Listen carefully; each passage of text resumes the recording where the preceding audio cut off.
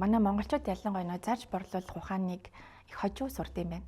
Тэгэхэд одоо үеийн хүүхдүүд чинь бүгдээрээ Roblox wallet-тэй болсон, аль үжи арилжааны хэрэгсэлд орсон. Хүүхдүүд яагаад цагаан сарын баяр дуртай байгаа даа тийм мөнгө өгдөг болохоор яагаад гэвэл тэд нар чинь арилжааны хэрэгсэлд аль үжи орсон байхгүй юу? А тиймгүүл 10 жилийн тэднэрт мөнгө олох тухай заахгүй шүү дээ. Математик, хим, физик заан тэрнээс биш чи одоо юу гэдэг чамд байгаа асуудлууд чинь буцаагаад наадхаа асуудлыг чи боломж болгож мөнгө олгож хувиргаж болдъё маа гэдгийг хэн ч хэлж өгөхгүй байгаа байхгүй хүүхдүүдэд. Тэгсэн мөртлөө ээж аав нарын завгүй ажиллаад байдаг. За одоо ингээд бүгдээрээ бодъё л да за энд сууж байгаа бүх хүмүүс хүүхдтэй эцэг эхчүүд байгаа тий. Одоо бидний эргэн тойронд байгаа бүх юм худалдагдсан. Одоо энд байгаа памперс, энд байгаа цэцэг, наавч одоо энэ утас бүгдээрээ худалдагдсан. Бид нар угаасаа арилжааны 8-ны ертөнцид амьдардаг гэдгийг хүүхдэд одоо тий дөнгөж 10-наас нас гараад ирэх үед нь ойлгуулж хэрэгтэй байхгүй юу.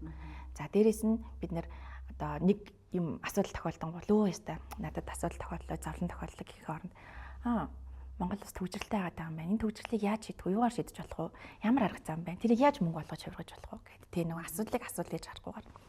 За гэтэл бид нар өнөөдөр цаг заваа юмд зарж ийн, эрч хүчээ юмд зарж ийн, энерги боловсрлоо зарж ийн. Ийм ч хүртэл тэнцээ байгаа өөрийнхөө мэдлэг туршлага, хүнийг энерги сэтгэл юугаа одоо хөдөлмөрийн хөлсөөр дахиад бас зарж байгаа шүү дээ, тийм.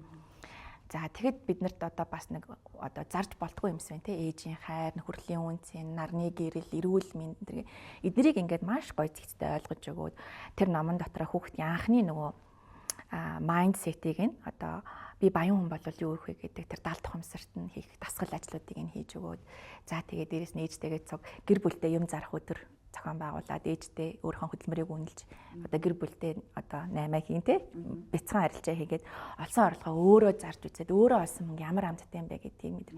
Энийг өөр нь ингээд нэг юм дундаж насанд одоо 10 жилийн дундаж ангийнхаа үед ойлгочих юм бол хүүхдүүд ирээдүйд те одоо их сургуульд ороод ч юм уу мөнгөө менеж хийхэд худалдаа авалт хийхэд мөнгөө зарцуулахад өөрийнхөө олсон мөнгийг хайрлахад хадгалахад суралц чинь тэгээд дээрэс нь бас ингээд ирээдүйд юмыг хийхдээ би энийг бас яаж бизнес болох вэ гэдэг юм ухаантай болох болов гэж би хараад байгаа.